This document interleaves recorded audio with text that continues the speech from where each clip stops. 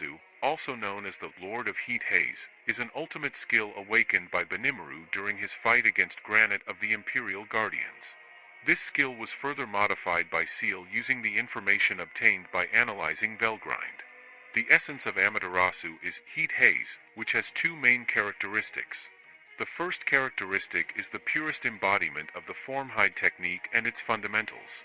The user's body turns into a literal haze whereby all manner of attacks, either physical or magical, completely pass through them. The second characteristic is sunlight and superheated flame.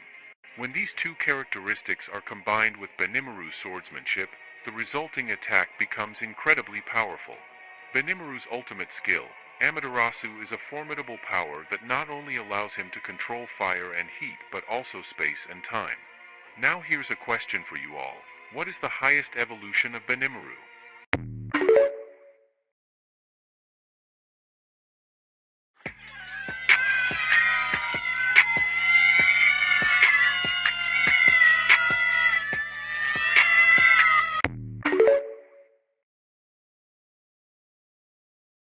Did you know that Benimaru's evolution into a true demon lord was halted because there was a condition that, once he evolved, it would prevent him from having children?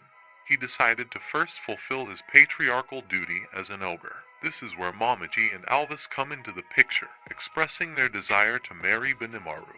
At first, he planned to wed only Mamaji, given that Rimuru had banned polygamy in Tempest, with the exception of widowed women who could remarry. To overcome this law, Alvis had already married Phobio and challenged him to a duel to the death in the labyrinth. If Phobio won, she would remain married to him. However, she defeated and revived Phobio. According to Tempest's laws, Alvis became a widow, thus making her eligible to become Benimaru's second wife.